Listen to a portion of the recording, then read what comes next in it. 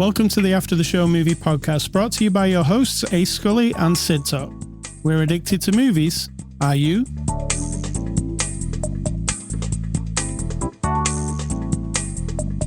Welcome, Cidtalk. How are you doing? Hello? I'm good. I was fixated on hearing the barely sound of a little tune in your headphone. You can hear my headphones? I can. You know I have super ears. You do. But that is not the before the after the show discussion. It was kind of blank. A little bit about this movie. It wasn't. It was you going in the toilet and me watching a YouTube video. That's pretty blank. That's not much of a discussion, is what I'm saying. Yeah, so that's it. Anything else to add? That's it. Goodbye. Have you anything else to add? I don't think so. All right. I've nothing to add either, so there you go. Beautiful. All right. It is Saturday, October the 26th. Happy Halloween, everybody. Is it Halloween yet?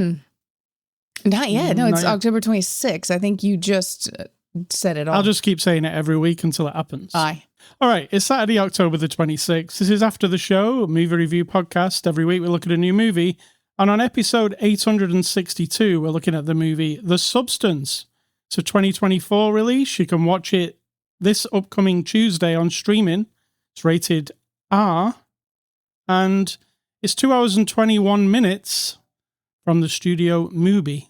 Cidtalk, give us a synopsis of the film The Substance. A synopsis is a woman who is being rejected from the world of Hollywood because of her age. And this is a way for her to kind of keep going, I'd say. I'll give you the one off the cover. You ready? Mm-hmm. A fading celebrity takes a black market drug, a cell-replicating substance that temporarily creates a younger, better version of herself. Mm. That's exactly what it is. That is That's very clear. I was trying to be a little more interesting, but whatever. So, The Substance, the new movie from Coralie Farge. What do you think? I enjoyed it very much. Did you enjoy it very much? Yes. This is right up my street. Oh, I know. I like effed up shit. And that's what this is. I mean, it is.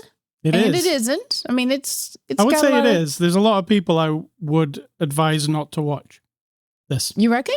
Yes. And let's talk about why. It's mostly about grossness. Yes. I mean, that's the reality. Needles going in skin, people eating close it's up and body disgusting. horror. It is body horror. It's No, it's turned not. up to 10. I don't know about that because all we're seeing the grossness of the body at the end, yes. But I Yes. mean, as far as like, If you were going to watch the whole thing and you were squeamish in any way, you might need a warning. yeah, because it gets a little oozy and sloshy and Yeah. It's not just the visuals, it's the audio. oh yeah, the audio is insane. The audio is part of the whole horror show, I would say. Mhm. And it really is a horror show. And if you hate disgusting, icky noises, which Cidtalk's one of those people, I am. did the audio deliver on a, oh my God, I can't hear it, listen to it anymore kind of way? Not only the eating part. I'll be honest. When he's eating the shrimp, I wanted to just punch Dennis Quaid in the face. Yeah, there I is wanted a to make scene. it stop. There's a scene where Dennis Quaid is eating shrimp at a Ugh. dinner, and the camera work in this movie is very very realistic. It's really like in there. I don't know about realistic. It's you see distorted. everybody's paws. You Yes. see like it's, I would say like hyper realism. Like Yeah. it's in your face, and you're seeing it his slavering mouth and his Ugh. the food around the corners of his mouth, and It's insanely disgusting. there's a sloppy noise going on. That could be the impact for me of this movie. And that's not the only sloppy, disgusting thing. That's What's the most and then the fingernail coming off. Those two things, that gets me. Everything else I was okay yeah. with. Spoilers. Let's mention spoilers up front here. A fingernail comes off. Yeah. Things happen in this movie. Things happen in this movie. Now that is a spoiler. Spoilers. Yeah. Shit happens. It's gruesome. And from 1 minute to the next, I was like, okay, this is pretty crazy. And that's pretty gross. And then the next minute, I'm like, oh shit, that thing that we just saw wasn't anywhere near as gross as what's happening now. True. Like it kept escalating. I think it came to a crescendo, is what we're going to say. It clearly did at the end. The opening of this movie the first, let's say, 2 minutes. Like I said, it would be great as a short film or even the trailer for this movie, which it could be. I've not seen the trailer. But it's just this shot from above, and it's some men, and they're putting the Hollywood Walk of Fame star down for this lady, Elizabeth Sparkle. Mm-hmm. And you see them put it down, and then time progresses, and you see all the different things that happen to this star, like tourists just walk over it. It gets a bit more decrepit because the years go by. It gets cracks in it. Somebody drops the fast food on it. Things happen to this star, and it tells you like the life of somebody. Yes. In show business, just in this one like 2 minute shot. If credits would have come at the end of that, I would have been also high score for this movie. Because it tells you everything you need to know. Yeah, it was like a short film in itself that I was like, I feel like standing up and clapping at that. Aw. Because it was so good. I mean, and that doesn't involve any gore or anything. It's just, well, it kind of comes around in the end, doesn't it? Yes. Let's say meat. There's some meat. Oh, God. Yeah, so I really love that. And that straight off the bat, I was like, okay, I've seen this lady's other movie, and you have too, called Revenge. Mm-hmm. And it was also like a hyper stylized, and that one was a bit more, it was just a revenge movie, that one. There wasn't anything. Thus the name. Yeah, it was a straight up, somebody was done wrong, and then they revenged. This is a bit more complicated than that. Because the star of this movie is Demi Moore. It kind of, does it elevate it above like if this was done with like unknowns? Do you think it would? No. Because I recognize Demi Moore as a Hollywood. True. I mean, that just plants a seed in your mind that this is parallel to an actual Hollywood woman's potential. Not at the age where this. Right. So I don't think that it elevates it, but it makes you think of her life. And then you're like, oh, kind of put them together. So yeah. I don't. And she's awesome. So let's just say Demi Moore is awesome in this. And when you see, you know, at the beginning of the movie, when you see in this version of the world, the biggest thing on TV is exercise videos. Well, I think just this lady.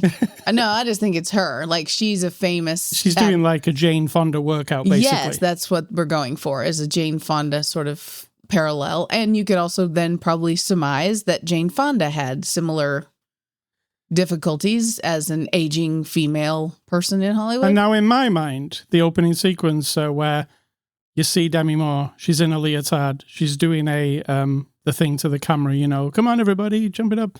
And then you immediately, straight after that, kind of like, oh, she's kind of, we don't really want her, we want a younger version. I'm like, she's absolutely perfect. What the hell gorgeous. Are you talking about? Yes. She's like in shape. She looks awesome. But yeah, that's how cruel the world is, isn't it? Well, that world, yes. And the world, and, you know, like people in general, they don't, you know, most people don't want to see like saggy old people on. But like you said, is that because we don't or because we've been brainwashed? Because we've been brainwashed. Yeah, so yeah. I don't think it's a world. I don't think people are terrible. I think that the notion and just that guy, Dennis Quaid's character, he's so disgusting. And so he's disgusting, but it's also quite funny. He makes it clear in the beginning that he wants to give people what they want, and that's happy, pretty women. And all of the board members and all of the staff of all of the shows are all men, either young, sort of hot, muscly, pushy, arrogant men, or old, middle-aged white men, right? Yes. Like all of them. And so he's telling her, if you're pretty, you got to smile all the time. And he's pushing that narrative. And so he's the representation of, really? I think pretty women need to smile all the time. I think you should question yourself if you think that.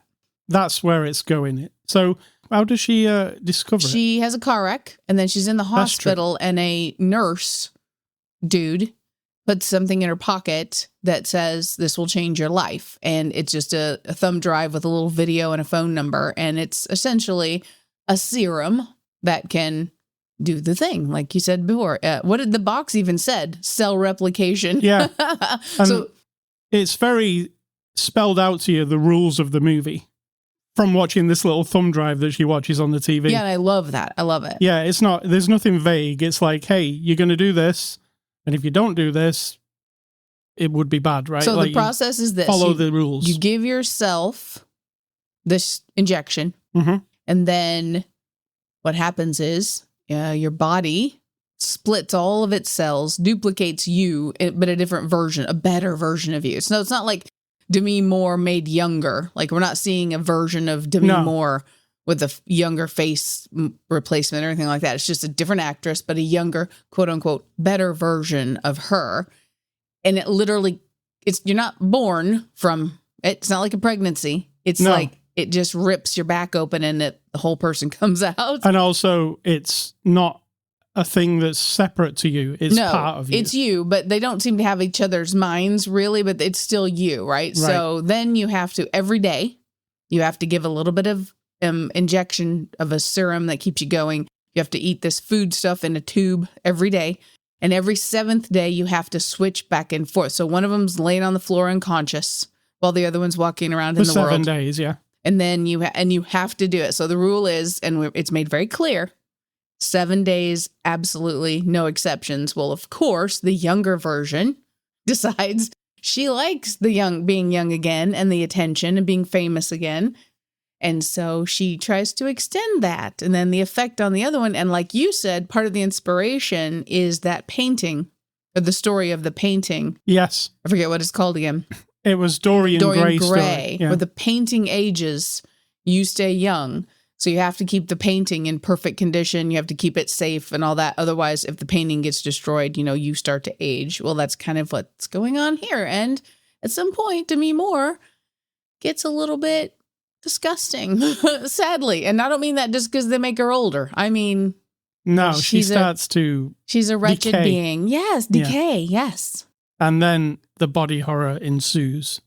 Just when you think it's all over, when you think, well, that's probably the height of what's going on here, it goes more, yep. and then more, and then more, and then the final scene, you're like, oh. Yeah, so it doesn't let up. The last 20 minutes it's almost Peter Jackson Dead Alive territory. It is really, yeah. Yeah. If you've ever watched the lawnmower scene from Peter Jackson's Dead Alive, yeah, it kind of mirrors this. It's not just like doing it for shock value, because there's a story to be told about absolutely somebody like Demi Moore who was G.I. Jane and she was top of a thing, and then she gets older and then she feels, well, Hollywood doesn't want me anymore. It wants me when I was 30. Right. So her motivation is that, but then you said in an interview, actually talked about it. And I got the vibe from the movie.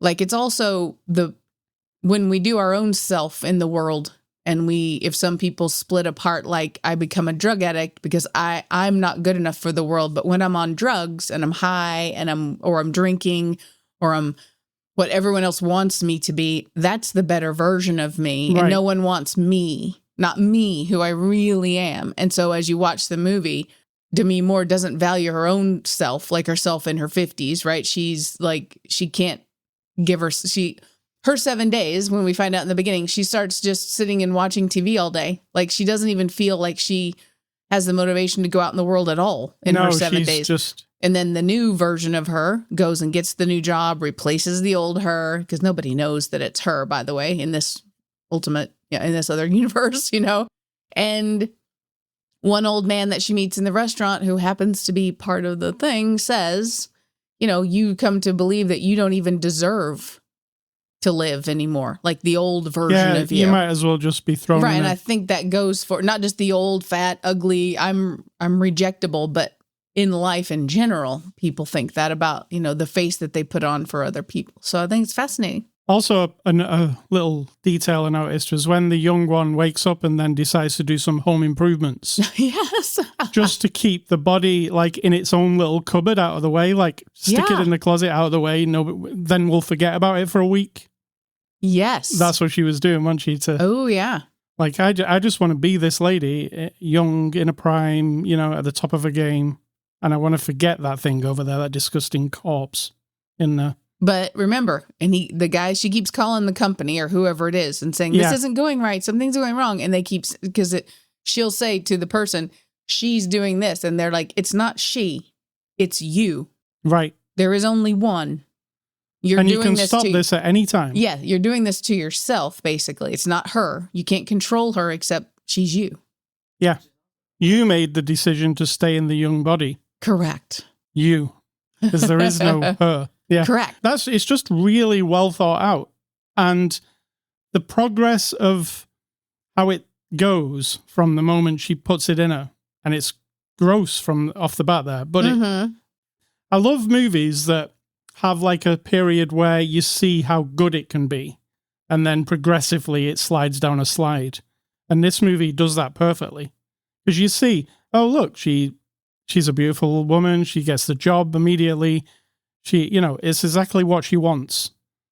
But then but there are you get greedy as Yep. a person, which she does. She's like, oh, come on, I'll just do it one extra day because I'm doing something tomorrow. So I'll just keep her. You can't do that. They told you the rules. I think what we're finding out is that the Demi Moore character, she's a jerk. Right. Because it's her doing this to herself. Yeah. So she can't escape that when she's the young version of herself, all she wants to do is like keep the old version hidden away. And she hates the old version so much. Mm-hmm. And that's really her. Right. So, it's tricky. It's tricky. Got all this, it's saying all this stuff. It's also, on one hand, like this kind of artsy thing, the way it's, and then on the other hand, it's like this splatterfest. Yes. It's like a bit of everything, and it's so well done. And I really like the way this lady puts it together with the like pounding music, and then it cuts to like a really quiet scene, and then she puts like letters up on the screen sometimes, just right in your face, like aggressively. Yeah, I like that. Yeah, it's got this aggressive kind of, I want to be in your face for 2 hours and 21 minutes. Like, you will not relax. There isn't really a point where you're going to relax. It is just insane or intense the entire time. And it didn't feel like 2 hours and 21 minutes. It rushed by for me. Oh, I right. was enjoying it so much. It felt like an hour. Oh, wow. Well, I feel like it was right. I didn't feel cheated. I didn't feel like it. I felt like it was exactly right. I mean, the story was told in a way where I get it. We're coming to the end. We're coming to and I'm okay because she's tired, right? She's tired. Yeah. Because I don't know what else you could see because there's nothing more to the story. You could say it goes too far at the end if you had to complain about something, but I was kind of glad that it did. Some people might. Some people might, yeah. But I was kind of like, okay, I've been in it for this whole thing. And as crazy as you want to get now, I don't care. Because I could see it was about to get crazy. Right. The end scene is set up where you're like, this isn't going to go right. It reminded me of King Kong. Was it supposed to? Oh, I don't know. I get what you're saying, though. Where they're like, the monster, shouting from the crowd and stuff. Or like Elephant Man or Frankenstein. Right. Any of those. Yeah, I get what you're saying. Yeah, I had that kind of vibe. And then I was like, this is probably going to be more crazy than that, though. And it really is. And that finals, I love the opening sequence so much with the Hollywood star. That pays off at the end. The Hollywood star. Oh, right. That was like the icing on the cake. I was like, this is, shouldn't really talk about cake while you're watching this movie because you might barf. There's some barfing in this movie when she pukes up that like. Yeah, ugh. A little bit of spew. There's disgusting things that just come out of wounds. You know what was really horrific to me as well, where Demi Moore was cooking stuff. Yes, it was really disgusting. Yeah. But that scene is one of my favorites for her. She was absolutely, when she's watching her new version of herself on the TV, being like stupid in one of those late night interviews. Right. And she's like mocking her and talking back to her, and she's cooking all this food because she's realized if she eats a lot while she's her, that it will affect the body of the other one. Yeah, because she's just being spiteful. Yeah, they're not supposed to eat. They're just supposed to eat this or put this substance in their veins. But she eats, and then she knows that's going to cause. Well, somehow she knows that's going to cause her a problem. So she cooks all this food and trashes the apartment. And that was one of my favorite scenes of the whole thing. I was looking here on IMDb. The category for this movie is body horror, monster horror, psychological horror, and comedy. I would agree because there's definitely some stuff is funny. True. Even though you're like, that is disgusting. There's something satirical or funny about what's happening because it's got a message. It's not just gore for gore's sake. All right, let's get on to the cast. Demi Moore plays Elizabeth Sparkle. What do you think? Fantastic. Seriously, fantastic. There's a lot she has to go through, including wearing a lot of latex, whatever you call it, prosthetics. Yes. And when she was, spoilers, Okay. when she's just the face on the back. Oh my God. Yeah. That was terrible. There's like this contorted, tortured, where her mouth is open and her eyes are like crazy eyes because she's, well, In pain. she's in pain because our younger version has decided to make another version, which is against the rules as well. It's a one-time deal. You're not supposed to re-replicate or we're going to get into duplicity. All the questions you might have, because I was having a question while I was I've watching. just looped it around to Andy McDowell. This happens to be her daughter in here. And Yes. she was in Duplicity with Michael Keaton, who makes copies of himself and copies of the copies and copies of the copies. Yes. And that's against the rules.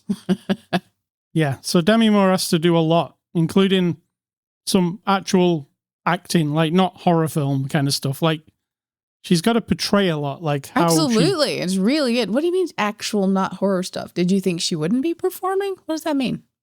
you know, like so I was thinking like horror movies that are like trashy. It isn't kind of like that. She's doing some. Oh no, it's really good stuff. No, I'm saying that this is good. Yes. Not like, you know, some trashy horror movies where the acting is just acceptable. Right. This is no, over it's and really above good. that. Yeah. And then she's doing crazy horror stuff as well, which you're like, Demi Moore's doing crazy horror stuff. I don't think I've seen that before. Also, there was about 5 times in the movie where I was like, I've never seen that before. I've not seen that come out of that before, or I've not seen, you know. I've not seen that come out of that. You mean like a body? You mean like a boob out of an eye Yes. socket? Okay, yeah. There's Gotcha. some weird shit in this Gotcha.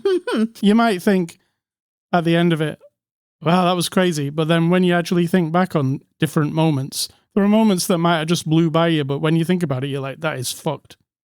Oh no, it didn't blow by me at all.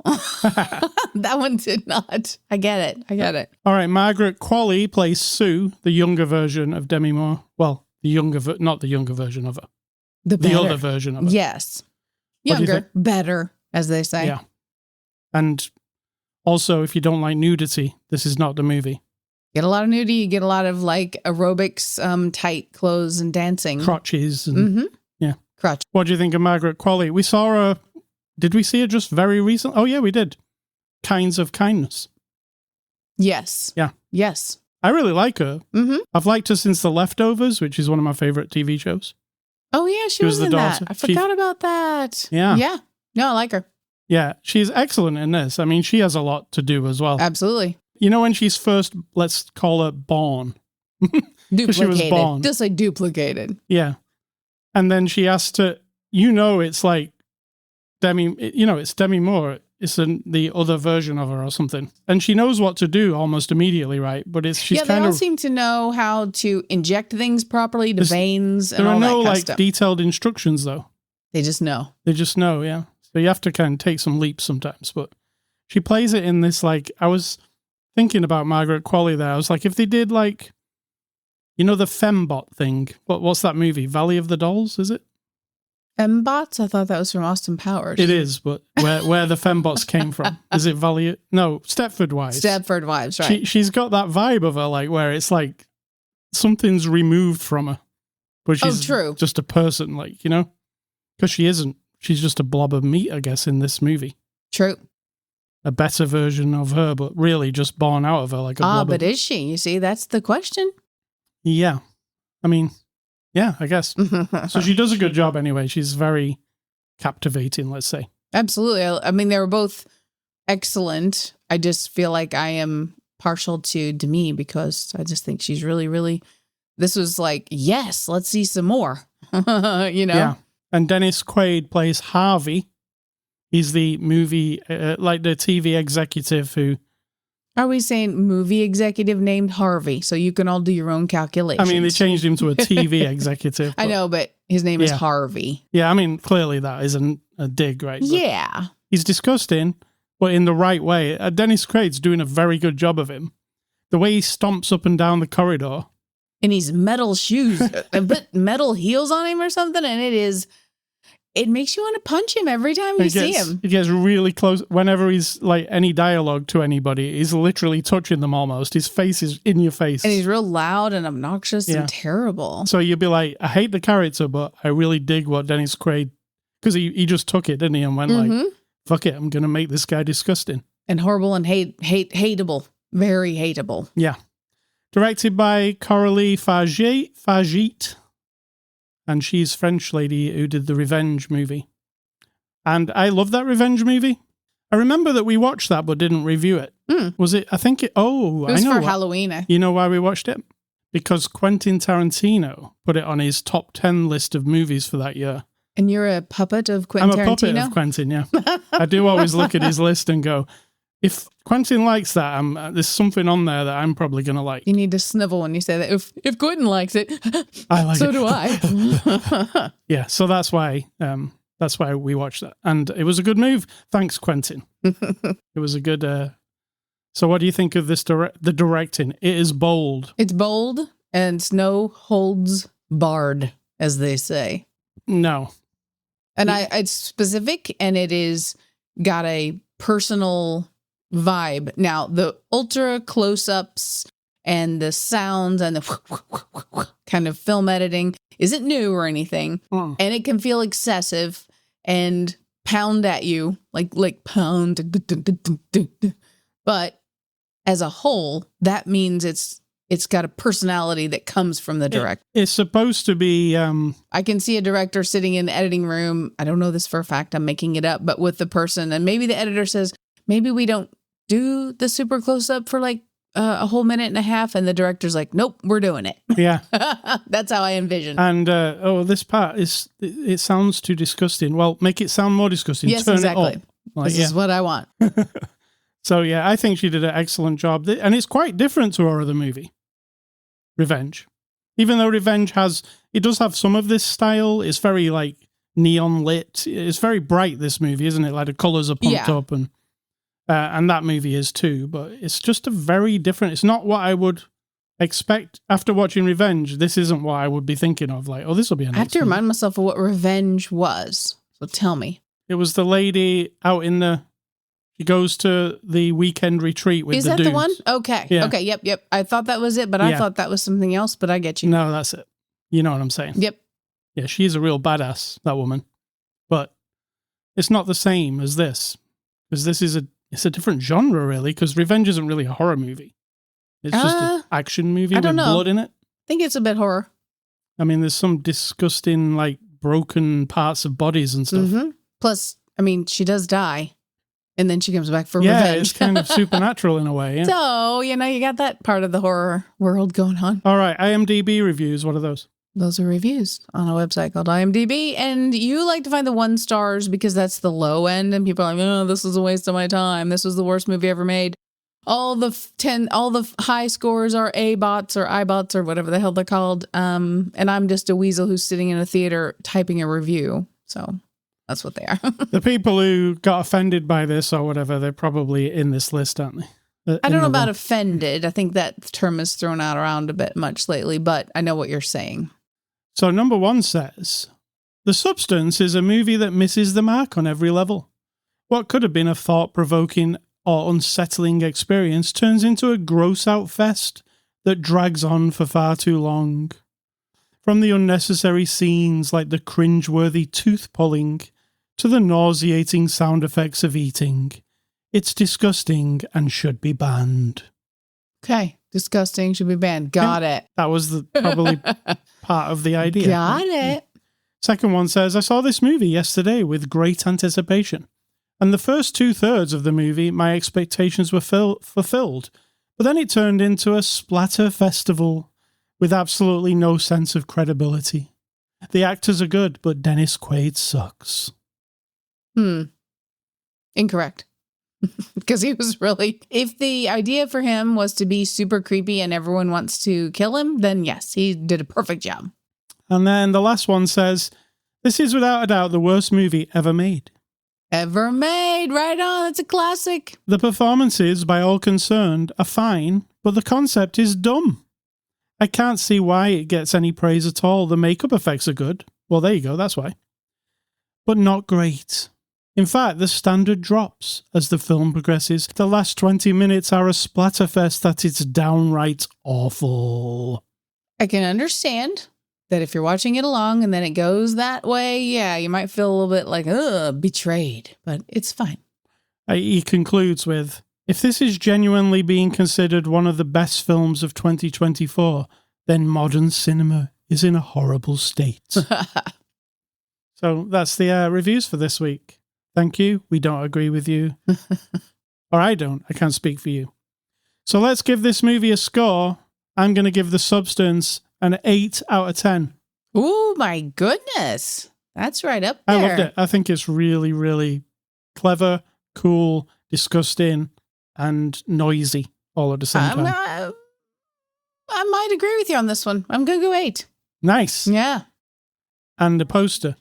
I keep looking at the poster. It says absolutely fucking insane on the poster. Even on the poster, they're bold enough to say the F word. Funny. So that is The Substance. Thank you to Mubi. Next week, we're going to look at M. Night Shyamalan Ding Dong's new movie, Trap. People don't know that that's what you call him. I mean, that's what he's called. It is not. So yeah, we'll look at that next week. Movie recommendations. I'm going to give you The Fly, Brundlefly. Nails coming off. Disgusting. Yeah. Teeth falling out. And The Leftovers with Margaret Qualley. The Leftovers is such an awesome show. If you haven't seen it, and is it from like 10 years ago now? It's been a while. If you haven't seen it, it's like 4 seasons. It is incredible. It's one of my favorite shows. I love the concept. I love the beginning. I loved part of the middle. I'm not sure I agree with where the story went. That's another mental show. It gets pretentious. It becomes pretentious because it's up his own ass, but whatever. I loved it. I enjoy the concept. I just wish it was more than 2% of the human population, but hey, that's just me. I didn't write it. It introduced me to Carrie Coon, who I love now. Oh, yeah. You do love her. Yeah. Myra? Introduced me to Margaret Qualley, who was also true. Awesome. Yeah. What are yours? Mine are going back to the 20th century. This is just from the list of movies I've seen. This is not about quality. I'm not telling you to watch them. But if you want to be just like me, and who doesn't, you might as well add them to your list. The Dead Zone with Christopher Walken. Medicine Man with Sean Connery. A Time to Kill with James Bond. I don't know who the Bond was at the time. It wasn't Sean Connery, was it? A Time to Kill. Mm-hmm. No, I think it was Brosnan. Is that his name? I don't even remember a movie called A Time to Kill. Yeah. And then Dracula.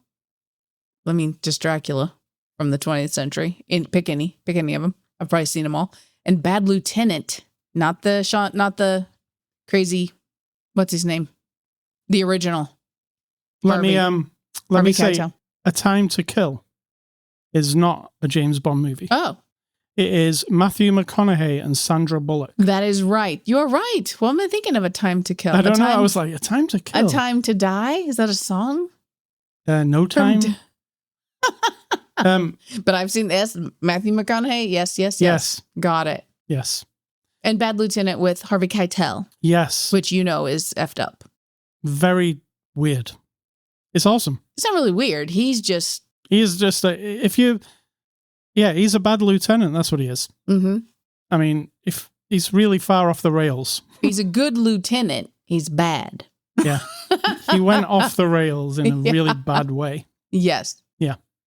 Very good. There's also a remake of Bad Lieutenant. Yeah, no, I said Nicolas Cage, not that one. I've never seen that one. I don't think I want to. I don't either. I think the original's good enough. I'm with you. Yeah. So, Ascully stuff. I've been playing a game this week. Awaken Astral Blade. You know this game? I don't. You do not. This game is a Metroidvania game. Do you know what that is? I'll explain it to you if you don't. Explain it. All right. Metroidvania is a classification of game. And why it's called that is back in the day, on the Super Nintendo, those days, there was a game called Castlevania. And there was also another game called Metroid. You probably have heard of Metroid. Mm-hmm. And Castlevania. Right. And those two games, they're basic. What you do with those games is you're like going through an area and you come to points where you can't go any further until you find like an item that gets you through there. So there might be a big rock wall and there's no way of getting through there, but you go through all the rest of the place, fight some bosses, and eventually they give you a big hammer that you can go and smack the wall and get through the wall into the next area. So it's like you have to keep backtracking to get through different areas. So Metroid did that, Castlevania did that, and games nowadays that use that, what do you call it? Is it a gimmick? For sure. Games that use that now are called Metroidvania games because those are the best two examples of it. So Awaken Astral Blade is like a brand new 2024 Metroidvania type game. You're this lady. It's kind of anime looking. And you're going through this canyon, like underneath the ground. And there's a story unfolding. And you'll get to spots where you'll get stuck completely. And then you realize you've got to backtrack a little back. Fight a boss, the boss will give you an item, you'll take the item to the part, and then you'll unlock your way. So it's about getting lost a lot, but eventually what makes you feel good in these games is you're like, I can't see a way to progress. Just let me check down this hole here. You go down the hole, there's a monster to fight, you fight the monster, and then you get the item you needed to get out, like a jetpack or something. So it's that kind of thing. This has an awesome art style. It runs... It's on PC, so it runs like 120 frames a second, so it's really super smooth. And the art style is like right up to date. It's not 3D, it's 2D. You're looking at it from the side. You're running through, you've got combos. She's got like a sword that she swipes at them. There's costumes you can collect. There's not many of these type of games these days because they're a relic from the past. When somebody makes a good one, which this is definitely a good one, you should take notice. So Awaken Astral Blade, every week, at this point, I'll look at the game on Steam and try and tell you how much it costs. But because I own it already, I can't find out how much it costs. Cidtalk, that's annoying. How can it not show you how much it costs? Well, once you bought it off the store, it takes the price away so you can't buy it again. So now it just says where the price was supposed to be. It says play. I have a really radical solution for you. Go to google.com and type price for blah, blah, blah game. And I bet you'll get a result. All right, I'll try this. Tippity type. Price. Okay. It's also on the PlayStation 5. Okay, here we go. Yes, that actually works, Cidtalk. I'm a genius. The magic of searching. All right, so Astral Blade is available on the PC on Steam, and it's also on PlayStation 5, and it costs $24.99. There you go. I recommend it. It's really, really fun. And if you like these Metroid-type games, it's a good one. Cidtalk, what's for dinner? Well, you're cooking it, and I believe it's going to be a pasta bake, butternut squash ravioli. It is something like that. It looks delicious. Yeah. I mean, it's going to be because every single thing you make is delicious. It's got spinach. And I'm not just saying that because you keep cooking my supper, and I want you to keep cooking my supper because you know me. I will not eat it if I don't like it. That's true. We do have some good meals. Oh my gosh, yes. All right, Cidtalk, what is your advice? And then we'll get out of it. I don't think I can. I think I don't have the bandwidth for advice this week, except maybe an observation that I'm making and learning from that I'm learning from my mother. Now, if you haven't listened to previous ones, my mother currently is not well. She is on hospice. And so I go there three nights a week. She's at my brother's house, and there's 4 siblings. I have a brother and 2 sisters and myself. So, and my sister-in-law, who's a retired nurse. So she's very well taken care of. And my mother is a character. She is a character. I mean, she gets so many visitors, and my brother's like, who are all these people who like our mother? But she is dynamic, interesting, inspirational. And I'm not just saying that because she's my mother. I see her now. And this is maybe my advice, to look at people in your life through the eyes of other people you don't even know. Like some of my friends are friends with her, and some of it's my connection to her, and some of it's just because we're from small town and people get connected. Some of them are people I don't really have a connection to. So when I'm hearing them or reading their messages or their emails to her, or, her on the phone with them, and I hear how they're talking to her, and I separate myself a little bit and be like, look at this person, right? She's not just my mother. She didn't just have 4 kids and that's what gives her value in the world. She's just who she is. And regardless of whether we had all been born or not, she would still be who she is. We've, of course, enhanced her life, of course. I'll pat myself on the back for that. And she would tell you that too. But the deal is, we might not have ever existed, you know? I always say, if my parents had had sex 5 minutes sooner or later, that sperm would be different and I wouldn't exist. There would be something, if she was going to get pregnant on that day, it would be somebody else, right? So I'm not really a player in who she is, other than she will say we've taught her things and she likes our personalities and things like that. But I look at her through people who aren't even related to her or anything. And I just think, wow, there's a whole person there. And I know that sounds ridiculous. And people might be like, well, of course there is. Well, maybe you haven't really thought about that. Like your spouse or your children or your parents or your own friends. Sometimes we try to take ownership of someone. Like all of who they are is wrapped up in my relationship. Like it's a very narrow tube, right? And we're just feeding each other exactly one specific little nutrient. But that person is like a rich, full, whole person. And there may be parts of them and ways about them and things they say and do and how they act that you will never see. And that's not insulting to you and you're not being left out. It's just that they have to be, just like you have to be a whole person. You're like the center of the pie and it's split up into a zillion slices, but you're at the very point of them all. And each of those slices is a person or a place or an experience that gets a tiny bit different version of you. Well, as the person in one of those slices for somebody, you can't see all of it. Like you can't. So I'm trying and then think about it and like, wow, I'll take that lesson and apply it to other things. People maybe I don't understand very well. Maybe people that the slice that I'm seeing of them isn't great, but someone else is seeing them from a very different perspective. And that's for a reason. They've done something over there that I'm not aware of. That's either more positive or just more different or interesting or something I'm just not tangled up with. Right. And I feel like, well, there you go. I molded some advice out of there. So when you look at people, regardless of whether you love them dearly, like I do my mother, or you're not too sure, just think of them as a whole person. There's somebody in the world who thinks they're amazing. And it's not a bad idea to kind of try to understand why. You don't have to like them too for that or see them for that, but just like, oh, okay, I'm not the star of that show, right? They are. Right.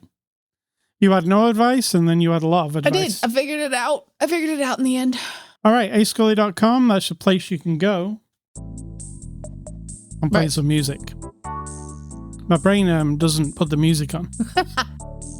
ascully.com. That's the place you can go to get this podcast. Twitter, Facebook, Instagram. That's our social media. I'm Ascully. She's Cidtalk. Spotify, iTunes, Amazon Music, YouTube, anywhere that podcasts are available, you can get this podcast. Email feedback to me, ascully@ascully.com. Do not email Cidtalk, she doesn't want your email.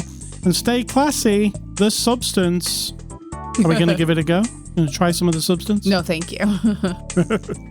And I'm going to say, think for yourself, because if you're not doing it, someone will do it for you.